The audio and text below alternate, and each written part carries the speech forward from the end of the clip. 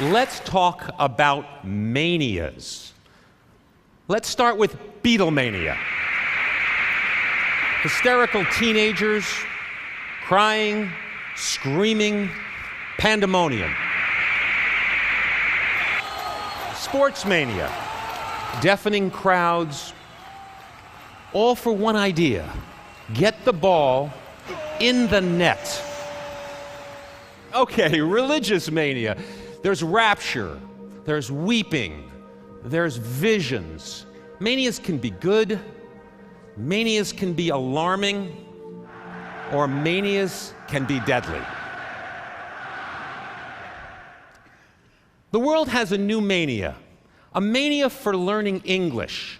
Listen as Chinese students practice their English by screaming it. Change my life! I don't want to let my parents down. I don't ever want to let my country down. Most importantly, I don't want to let myself down. How many people are trying to learn English worldwide? 2 billion of them.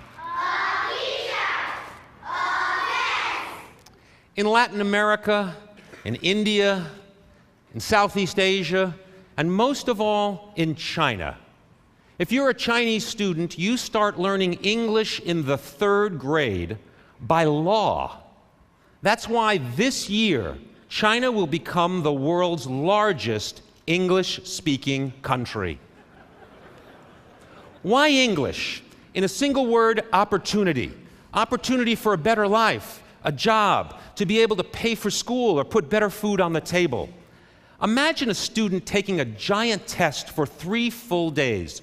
Her score on this one test literally determines her future. She studies 12 hours a day for 3 years to prepare.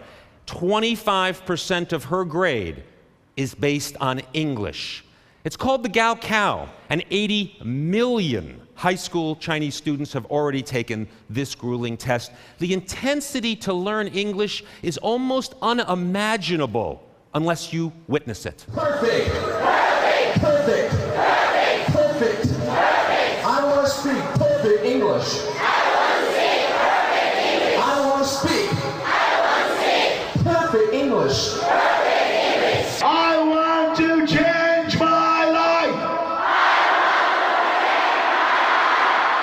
So is English mania good or bad? Is English a tsunami washing away other languages? Not likely. English is the world's 2nd language. Your native language is your life, but with English you can become part of a wider conversation, a global conversation about global problems, like climate change or poverty or hunger or disease. The world has other universal languages. Mathematics is the language of science. Music is the language of emotions. And now English is becoming the language of problem solving, not because America is pushing it, but because the world is pulling it. So English mania is a turning point. Like the harnessing of electricity in our cities or the fall of the Berlin Wall, English represents hope for a better future. A future where the world has a common language to solve its common problems. Thank you very much.